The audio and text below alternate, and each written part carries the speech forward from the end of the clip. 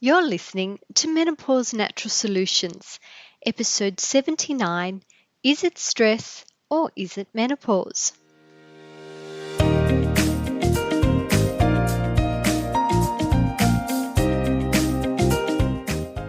Welcome to Menopause Natural Solutions, your podcast for all things perimenopause, menopause and beyond.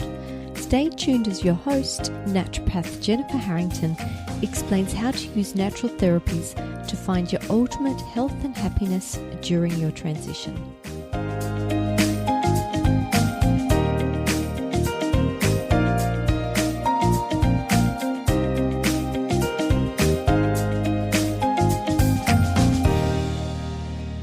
Hello, ladies. Today we're going to be talking about menopause, like always, and stress. Have you ever wondered why some women just breeze through menopause while the rest of us struggle through? One of the biggest difference between women who have menopausal symptoms and those that don't can be related to the amount of stress the symptomatic woman is under. So you can see this is a very, very important topic, and it's a major concern as I don't know anyone who lives a stress-free life. Yes, some stress can be beneficial, but long-term multifactorial stress is a massive issue. Many women are still raising their kids, running their households, holding down a job, caring for parents. And then there's some of the current issues, such as COVID, the American election, Black Lives Matter, and earlier this week in Australia, we had the Invasion Day protests. So it's not one stressful event, it's many, and they keep adding up. When you feel stressed, your adrenal glands produce your stress hormones, adrenaline, noradrenaline. For my American friends, that's ephedrine and norepinephrine, and cortisol. Cortisol works in opposition to another adrenal hormone called DHEA. DHEA is a precursor for the production of testosterone and estrogen. When the ratio of cortisol to DHEA is out, meaning you have higher cortisol levels, women can experience more extreme menopausal symptoms. Let me explain you just some things that elevated cortisol can do. It can reduce your ovaries' ability to function, and this is especially bad for perimenopausal women who still rely on their ovarian production of certain hormones. It can increase core body temperature, contributing to the development of hot flushes. It lowers immune function, making you more prone to infections. May cause blood sugar imbalances and predispose a woman to type 2 diabetes. But these blood sugar imbalances can also cause cravings and weight gain. As a general rule, cortisol weight likes to be deposited in the midriff section, otherwise known as the muffin top. It can also cause thyroid dysfunction by suppressing the production of TSH, which is thyroid stimulating hormone, and also suppressing the conversion of T4, which is inactive thyroid hormone, into T3, which is active. It reduces your liver's ability to detoxify, but especially xenoestrogens and heavy metals. Elevated cortisol accelerates the structural breakdown of your collagen matrix and your skeletal bones, leaving women more susceptible to developing osteopenia or osteoporosis. As DHEA is critical for memory and brain function, many stressed out women experience brain fog and cognitive issues. Even mood swings or anxiety and depression are also linked in with elevated cortisol. Cortisol, along with melatonin, creates your circadian rhythm, otherwise known as your sleep-wake cycles. There is no way you are having a good night's sleep when your cortisol levels are high and your sleep-wake cycles are out of whack. There is never a single hormone in balance. If your cortisol and DHEA ratio is out, this will compromise the ratio of other hormones.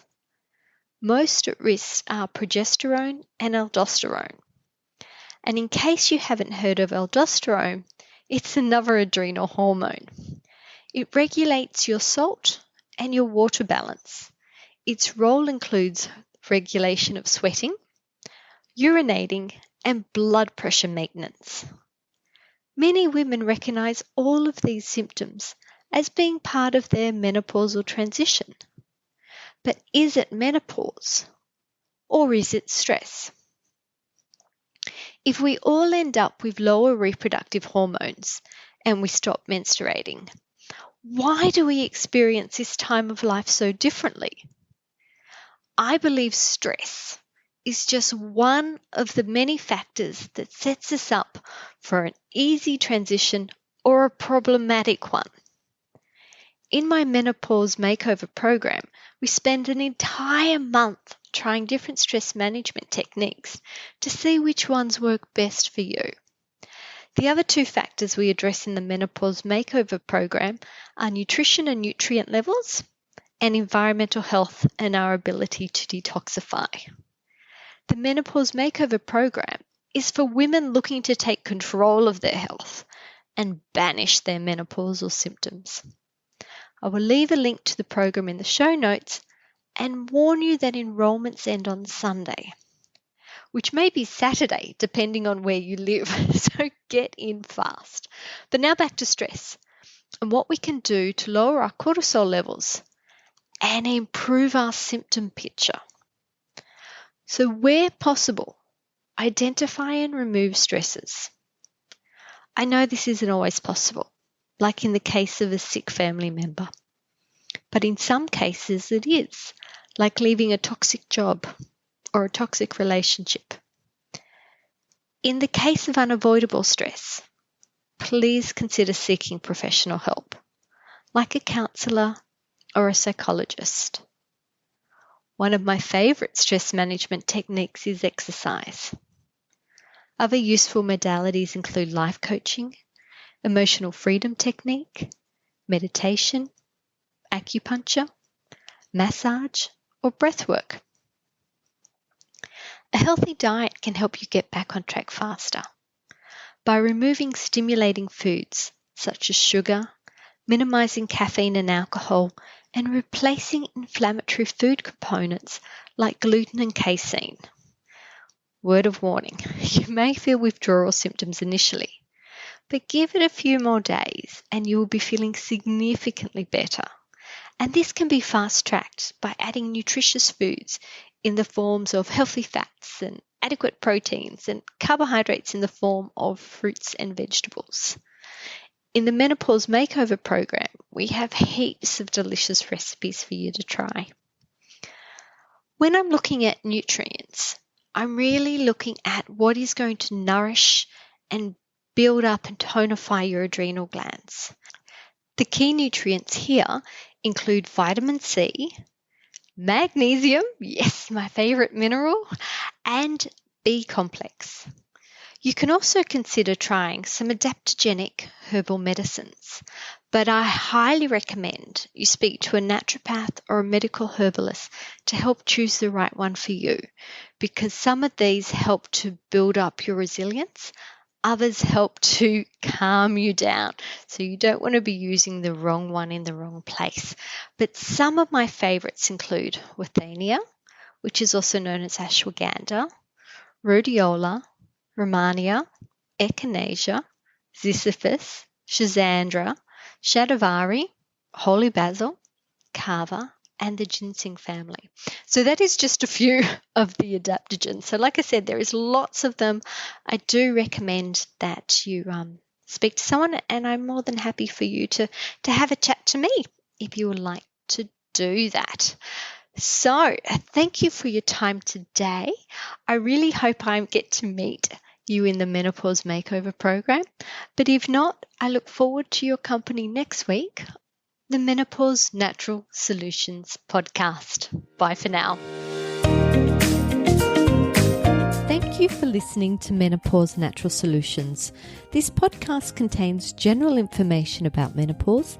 It is provided as a guide and it is not intended to replace medical advice. Opinions of guests are their own, and this podcast does not endorse or accept responsibility for statements made by guests. If you have enjoyed today's episode, please leave a rating and review.